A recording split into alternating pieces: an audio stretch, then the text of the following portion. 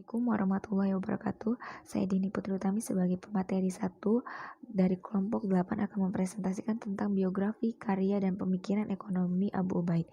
Abu Ubaid bernama lengkap Al-Qasim bin Salam bin Miskin bin Zaid Al-Harawi Al-Azadi Al-Baghdadi. Beliau terlahir di kota Hirwah Khorasan sebelah barat laut Afghanistan pada tahun 154 Hijriah atau 770 Masehi dari ayah keturunan Bizantium Maula dari suku Azad. Ayahnya adalah seorang budak milik seorang Romawi. Ia belajar pertama kali di kota asalnya hingga mencapai usia 20. Kemudian pada tahun 179 Hijriah atau 795 Masehi, ia mulai berkelana dan mencari ilmu ke Kufah, Tartus, dan Baghdad dan kota-kota di Syam untuk belajar dari para ahli tata bahasa Arab, qiraah, tafsir, hadis, dan fikih, di mana tidak dalam satu bidang pun ia bermazhab tetapi mengikuti dari paham tengah campuran. Abu Ubaid pergi haji pada tahun 219 Hijriah atau 834 Masehi dan tinggal di Mekah hingga ia wafat pada tahun 224 Hijriah atau 838 Masehi pada usia 68 tahun. Hasil karyanya ada sekitar 20, baik dalam bidang ilmu nahwu, qiraah, fikih, syair, dan lain-lain. Yang terbesar dan terkenal adalah Kitab Al-Amwal dalam bidang fikih. Kitab Al-Amwal dari Abu Ubaid merupakan suatu karya yang lengkap tentang keuangan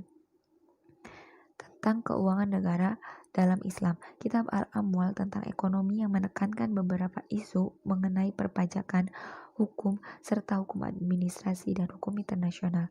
Dalam kitab Al-Amwal, Abu Ubaid banyak mengutip pandangan dan perlakuan ekonomi dari imam dan ulama terdahulu. Ia sering mengutip pandangan Malik Ibnu Anas dan pandangan sebagian besar ulama mazhab Syafi'i lainnya, dan juga mengutip beberapa ijtihad Abu Hanifah, Abu Yusuf, dan Muhammad Ibnu Al-Hasan Asy-Syaibani. Pemikiran ekonomi Abu Ubaid. Yang pertama, filosofi hukum ekonomi. Abu Ubaid menekankan keadilan sebagai prinsip utama. Baginya, pengimplementasian dan dari prinsip ini akan membawa kepada kesejahteraan ekonomi dan keselarasan sosial. Kedua, sumber penerimaan keuangan publik. Analisis yang ia titik beratkan adalah pada praktek yang dilakukan Rasulullah dan Khulafa Rasyidin, terutama Umar bin Khattab sebagai contoh ideal dalam pengelolaan keuangan publik.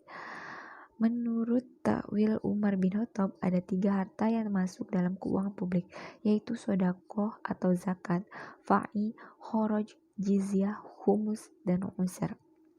Ketiga, pembelanjaan penerimaan keuangan publik. Dalam pendistribusian pengeluaran dari penerimaan humus adalah ketentuan dari Rasulullah SAW, dan pendistribusiannya kapan dan untuk siapa juga dengan ketentuan Rasulullah. Yang keempat, dikotomi badui dan urban. Kaum urban yaitu 1. Ikut terhadap keberlangsungan negara dengan berbagai kewajiban administrasi dari semua muslim. Kedua, memelihara dan memperkuat pertahanan sipil melalui mobilisasi jiwa dan harta mereka. Ketiga, menggalakkan pendidikan dan pengajaran melalui pembelajaran dan pengajaran Al-Quran dan Sunnah dengan penyebaran keunggulan kualitas isinya. Keempat, melakukan kontribusi terhadap keselarasan sosial melalui pembelajaran dan penerimaan hudud. Kelima, memberikan contoh universalisme Islam dengan sholat berjamaah pada waktu Jumat. Sedangkan kaum Baduy yaitu tidak menyumbang pada kewajiban publik sebagaimana kewajiban kaum urban, tidak menerima manfaat pendapatan fa'i seperti kaum urban. Mereka tidak berhak menerima tunjangan dari negara. Mereka memiliki hak klaim sementara terhadap permintaan fa'i hanya pada saat terjadi 3 kondisi krisis seperti saat penyerangan musuh, kekeringan yang dahsyat, dan kerusuhan sipil. Pandangan kebijakan perbaikan pertanian menurut kelima, pandangan kebijakan perbaikan pertanian. Menurut Abu Ubaid, kebijakan pemerintahan seperti itu terhadap tanah gurun dan deklarasi resmi terhadap kepemilikan individual dari tanah tandus atau tanah yang sedang diusahakan kesuburannya, dan jika diperbaiki sebagai insentif untuk meningkatkan produksi pertanian, maka tanah yang diberikan dengan persyaratan untuk ditanami dibebaskan dari kewajiban membayar pajak. Jika dibiarkan menganggur selama 3 tahun berturut-turut, akan didenda dan kemudian akan dialihkan kepemilikannya oleh imam. Assalamualaikum warahmatullahi wabarakatuh. Assalamualaikum warahmatullahi wabarakatuh. Saya Tasya Nafa Fadilah dari kelompok 8 akan mempresentasikan poin pemikiran ekonomi Al-Mawardi. Yang pertama ada biografi Al-Mawardi. Nama lengkapnya adalah Abu Al-Hasan Ali bin Muhammad bin Habib Al-Mawardi Al-Basri. Lahir pada tahun 364 Hijriah sampai 450 Hijriah. Dia dilahirkan di Basroh, Irak. Beliau dibesarkan dalam keluarga yang mempunyai perhatian yang besar kepada ilmu pengetahuan. Panggilan Al-Mawardi diberikan kepadanya karena kecerdasan dan kepandaiannya dalam berorasi, berdebat, berargumen, dan memiliki ketajaman analisis terhadap setiap masalah yang dihadapinya. Sebagaimana halnya tokoh-tokoh intelektual lainnya, Al-Mawardi juga telah melalui fase pendidikannya sejak masa awal pertumbuhannya. Proses pendidikan bermula di kota kelahirannya, Basroh, yang terkenal sebagai salah satu pusat studi dan ilmu pengetahuan dalam dunia Islam.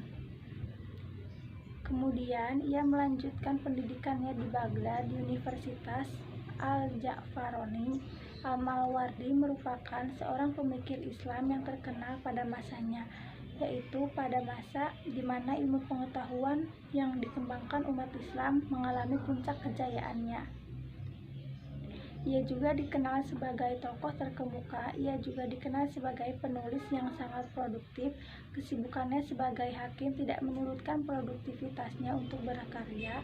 Bahkan di sela-sela tugasnya sebagai hakim yang harus berpindah-pindah dari satu tempat ke tempat lain, ia masih bisa mengajar dan membimbing para muridnya sambil di samping menulis. Yang kedua yaitu karya-karya Al-Mawardi. Al-Mawardi termasuk penulis yang produktif. Cukup banyak karya tulisnya dalam berbagai cabang ilmu, dari ilmu bahasa, sastra, tafsir, fikih, dan ketatanegaraan. Salah satu bukunya yang paling terkenal termasuk di Indonesia adalah Adab Ad-Dunya Waddin atau Tata Krama Kehidupan di Dunia dan Agama. Karya lainnya adalah Al-Hawi yang dipakai sebagai buku rujukan tentang hukum mazhab Syafi'i oleh ahli-ahli hukum di kemudian hari, termasuk Al-Isnafi yang sangat memuji buku ini. Buku ini terdiri dari 8.000 halaman, diringkas oleh Al-Mawardi dalam 40 halaman berjudul Iqra. Yang ketiga yaitu pemikiran ekonomi Al-Mawardi. Pemikiran ekonomi Al-Mawardi tersebar pada 3 buah karya tulisnya, yaitu Kitab Adab Ad-Dunya Waddin, Al-Hawi, dan Al-Ahkam As-Sultaniyah. Akan tetapi, para ahli ekonomi Islam sepakat bahwa Al-Ahkam As-Sultaniyah merupakan kitab yang paling komprehensif dalam mempresentasikan pokok-pokok pemikiran ekonomi Al-Mawardi. Berikut ini beberapa pemikiran ekonomi Al-Mawardi yang berkontribusi terhadap perkembangan ekonomi Islam, antara lain yaitu: yang pertama, negara dan aktivitas ekonomi; yang kedua, pinjaman publik; yang ketiga, perpajakan; yang keempat, lembaga keuangan negara atau Baitul Mal; dan yang terakhir, konsep keadilan.